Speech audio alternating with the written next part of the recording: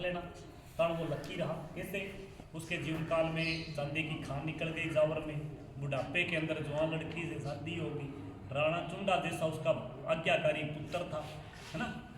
तो इन बातों के कारण उसको आप क्या कह सकते हो, लकी सिंह। उसकी मृत्यु हुई 1421 में, यहाँ तक बता दें।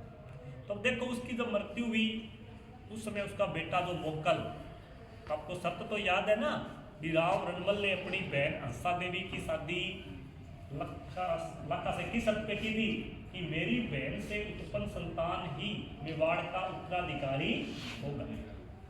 सही बात। तो हंसाबाई और राणा लाखा से जो बेटा उत्पन्न उसका नाम क्या है, मोकल, राणा मोकल।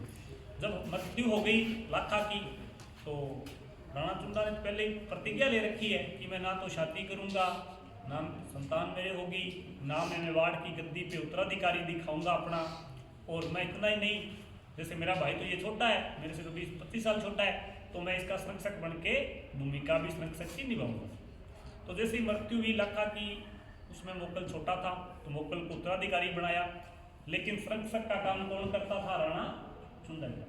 लेकिन हंसा देवी ना एक बहुत ही सनकी स्वभाव की महिला थी, देखना आपको ही पता चल जाएगा कैसे।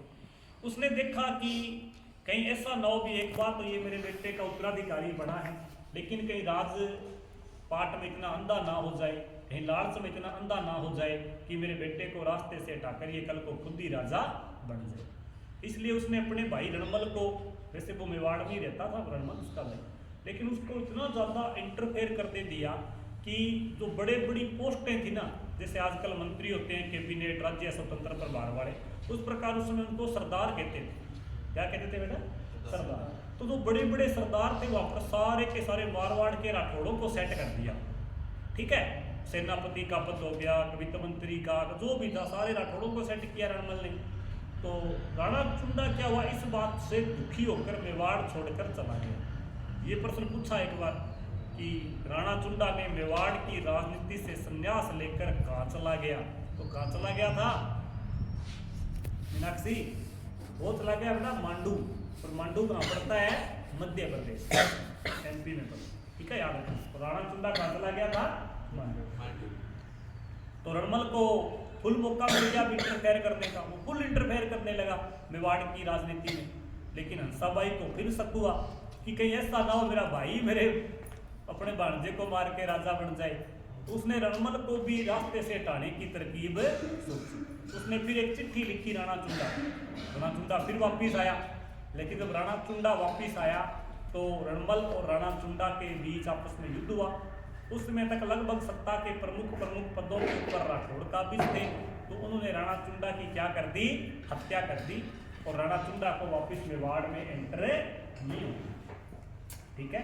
इसी दौरान 1433 के अंदर राणा मोकल ने गुजरात के ऊपर अटैक किया, ठीक है। उसी अटैक के दौरान जब वो एक वृक्ष के नीचे आराम कर रहा था तो उसके दादा, राणा मोकल के दादा कौन है, छेतर सिंह। कौन है, छेतर सिंह। छेतर सिंह की एक दासी के दो पुत्र थे, चाचा और मेरा। क्या नाम था उनका, चाचा और मेरा। तो वो कहा कि चलो जब तक राणा लाखा था तब तक तो ठीक है, लेकिन लाखा की मृत्यु हो गई, चुंडा अधिकार त्याग चुका है, मोकल अभी छोटा है, नाबालिग है, तो मेवाड़ की राजनीति पर किसका अधिकार होना चाहिए, हमारा अधिकार होना चाहिए। हम भी तो उसके दादा की तो संतान है। हालांकि वो एक दासी के बेटे थे बेटा, उनको उप पत्नी की दर्जा था उनकी माँ का, लिखा होता है किताबों में। तो उस चाचा और मेरा ने क्या कर दी, राणा मोकल की 1433 में हत्या कर दी, ठीक है। जब उसने हत्या की तो उस समय एक बार पुनः डगमगाते मेवाड़ को उसी राव रणमल ने ही कंधा दिया था।